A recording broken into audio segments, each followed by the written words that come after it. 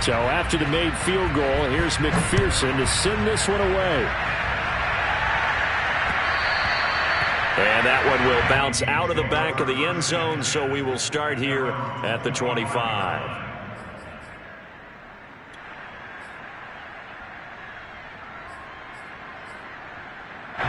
Here are the Vikings now to start their next drive. And the first half that really has not been kind to them. A late opportunity here to maybe make some inroads on this deficit before half. And this drive's going to go a long way towards telling us whether they actually have a chance to come all the way back in this game or not. Yeah, they get him down, but not before he takes it across the 40-yard line. Cousins now to throw on first down. That one tipped, and it's incomplete. Well, good hands there defensively. That's second down. So, CD, big changes for 2021. Of course, last year we had the expansion from 6 to 7 teams in each conference making the playoffs. This year, the headline, the addition of a 17th regular season game. What did you think when you heard the news that this was happening? Well, my first thought, partner, was finally, because we've heard about a 17th game coming for a long time, and now here it is. So the beautiful part about all of it is that 17th game is going to be like these interdivision, interconference type games that are going to match up and play out over a 4-year period. And that's kind of... And the third interception thrown by Cousins. Picked up by the former Viking first-rounder Trey Williams. And his guys will take over at the 30-yard line. They exited the pocket trying to improvise. That was a tough throw, and unfortunately, it wound up in the wrong pair of hands. And, Brandon, when you're on the run, sometimes your downfield vision can get skewed just a bit. Now, the beauty of extending a play is sometimes your receivers find their way open, but oftentimes you end up closing down part of the field and bringing those defenders to the ball. And that one was picked off. He'll get 5 out of the scramble. It's second down.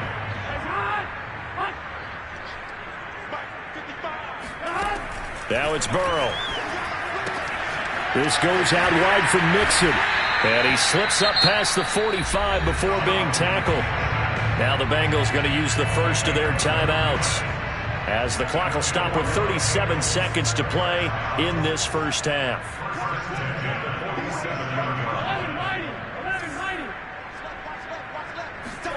First down. Here's Burrow. He's going to fire one deep left sideline. And this is caught inside the 5. Touchdown, Bengals.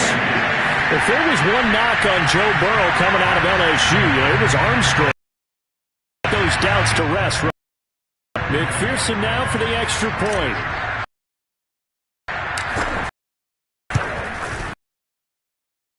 The lead to 27.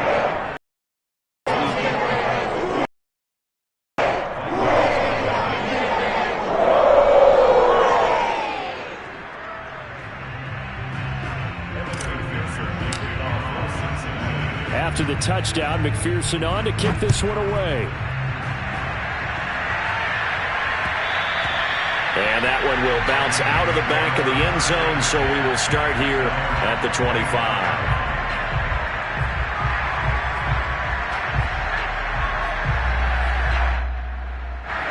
Here are the Vikings now to start their next drive. And with the score where it is, even though I think they'd love to get back to the locker room, they may be forced to try and get something out of this drive. And he'll just push his way forward for a few as the clock will run. Eli Apple up from his corner spot to make the play.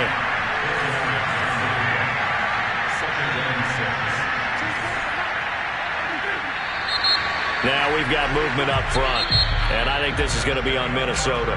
So we've reached halftime here on opening weekend as we'll head down to Orlando. That's report. Coach. Okay, Coach, thanks as always to you and the gang in Orlando as we welcome everyone back in for quarter number 3. We'll see if week 1 fatigue becomes any kind of a factor as we are back underway in the second half. And that one will bounce out of the back of the end zone, so we will start here at the 25. Burrow and the Bengals with a 1st and 10 at their own 25-yard. He'll hand it off here. This is Mixon. And nothing much materializing there on the first down run. He'll get a couple, and that's it. In the first half, he was held in check on the ground, but despite that lack of production, they still have the lead. Yeah, and they've got to feel fortunate about that. If they could actually get production from their lead horse, that would help open up this offense and widen this margin, too.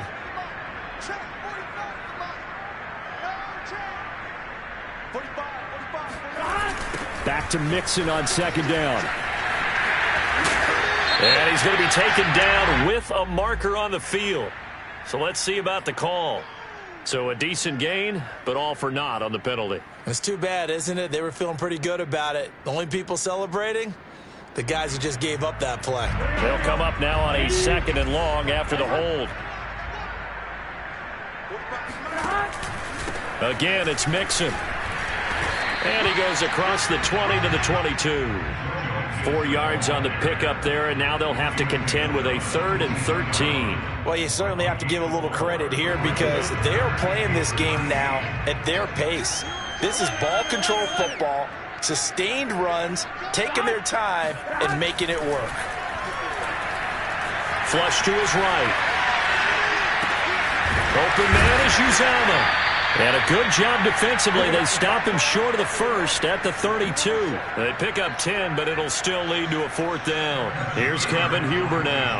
And the way this offense has moved the ball, he hasn't been needed till here in the 3rd. Fair catch signaled for and taken just shy of the 30-yard line. It'll wind up just a 35-yard punt, no return. And the Vikings will take over here 1st and 10.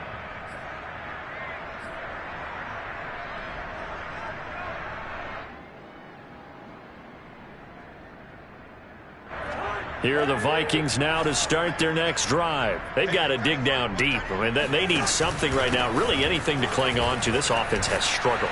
Partner, join me in a walk to their locker room at the half, okay? Because I think what we would have seen is an offensive coordinator and his assistant coaches getting together with all their positions, then coming together as a group, going over adjustments, and then the head coach coming in and just screaming, "Wake up. Yeah. Let's get moving, guys." I'm kind of glad we weren't in there at halftime, actually. I mean, you think he might have turned it on us, too? Yeah, but right now, whatever was said hasn't been working.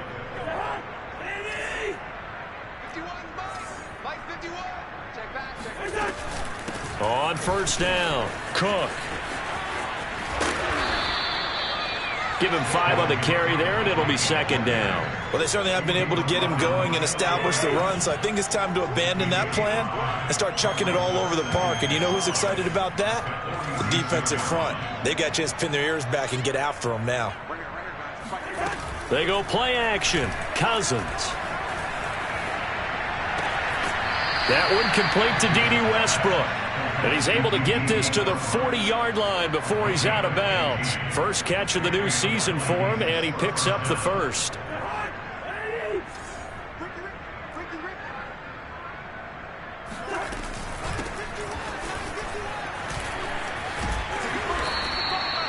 It'll be a pickup of 10 yards. And that'll bring up a 2nd and just a run. And when you see that happen, that's when you're seeing guys doing their job and then some people doing a little bit more. Offensive linemen and tight ends, they're expected to block. But the wide receivers, all they want to do is catch passes. So when they block on a big-time running play and create extra space, you've kind of hit the jackpot there. They'll get 3 as the drive continues. It's a 1st down. On the carry, it's Cook. Yeah, boy, this defense again really making things tough on him as they stop him for no gain. 2nd and 10, 3rd quarter of the season opener.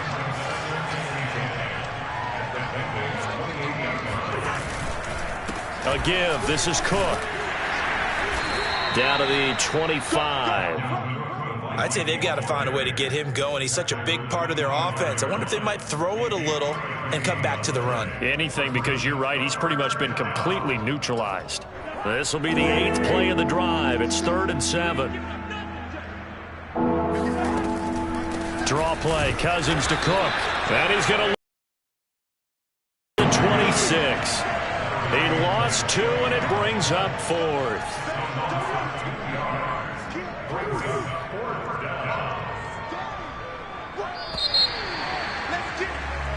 We are through 3 quarters here on NFL Kickoff Weekend. We'll return with more after this break. You're watching the NFL on EA Sports.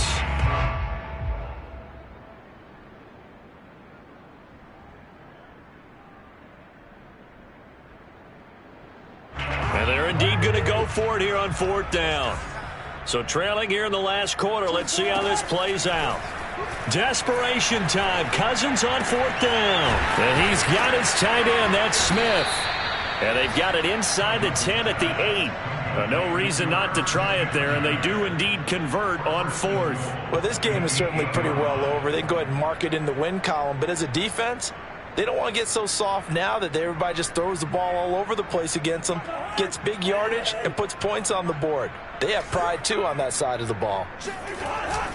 They'll run with Cook. Only about a yard there as he takes it from the 9 to the 8. What a game this defense continues to play, huh? Yeah, they've been aggressive from the first snap, and they've controlled this ball game. But right now, if you're on the other side of the ball, you've got to match that aggressiveness. No points so far in this game. Moving the football, got to be that way to go against them and try and get some points on the board. And I'm curious on the defensive side if they stay aggressive, because you know they want to pitch this shutout. Yeah, they have to be aggressive, but they also have to be smart about it as well, because one mistake can turn into 6 points. Call it no gain that time, and now it's 3rd and goal. Partner, I know we're in a goal-to-go situation, but my goodness, think about running the ball here, not even a thought, is it? Defensively, they're in a prime spot. And I think the defensive guys are probably expressing themselves to them as well. I wouldn't run it here, guys. You might want... And he can't find a receiver, and he's brought down. Trey Hendrickson drops him for a loss of 14 yards, and it also brings up 4th down. As expected, they're going for it to keep the drive alive. And it's incomplete. They cannot convert, and they turn it over. They had the play call on 4th and goal, but it's dropped in the end zone. And the Bengals will get the football back.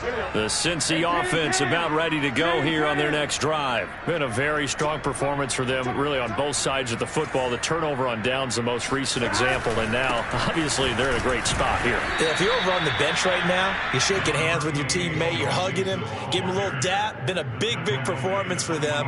Now you just don't get careless. Take care of the ball on the way out. The last run got 3. Now here's 2nd and 7.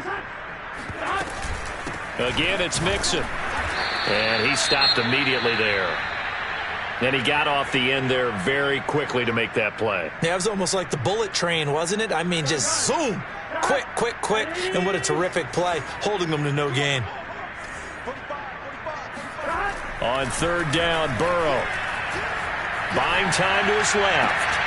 That is caught. It's Uzomah. And he makes it all the way down to the 13-yard line. The thing that hurt on that play, the missed tackle, that allowed the extra yardage. It's a matchup game in the NFL. You get the guy that you want isolated, have him miss a tackle, and off. And they are going to score again. Yet another touchdown as they just add to their totals. What a difference a year makes so far, at least. These guys last place in their division a year ago. Looking like they're going to move to 1-0 right now. Not really unusual in the NFL, though, is it? Because we always talk about every year, 8-8 is kind of the baseline for everyone, plus or minus. And we've seen many teams go from worst to first. I know it's 1 week, but still, they're starting to think to themselves, we've got a chance this season. So after the made field goal, here's McPherson to send this one away. Kene Nwangwu now out of his end zone. And they'll get him down right around the 25, actually the 26 officially, so a net gain of 1 there. Now after that last play, there's a Bengal down on the field. Hate to see this. Week 1 of the season. We'll be back. Here are the Vikings now to start their next drive. A run there on 1st down and a pretty good one of 5 yards, so make it 2nd and 5. Brandon, 5 yards on that run. Let's get back to the huddle and make sure you're back. You spend time with your offensive line and give them credit. Hard to move those 300-plus pounders at the line of scrimmage, and they did for a significant chunk of yardage. And able to get this one across the 45 before he's brought down.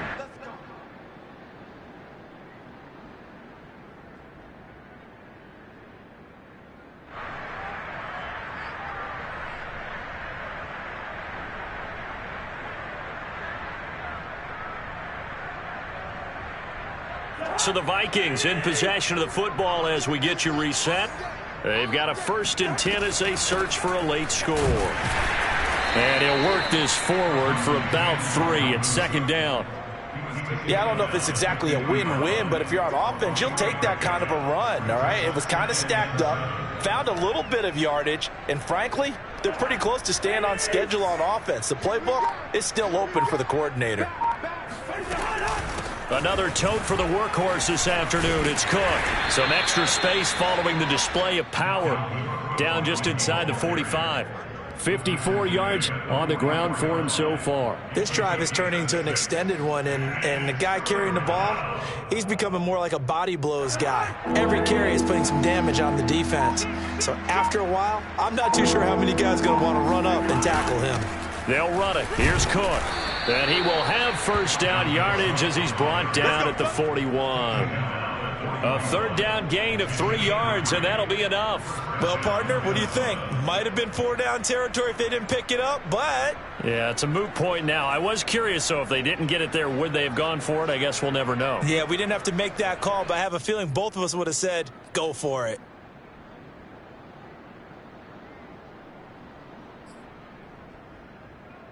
All runs on this drive so far. It's 1st and 10.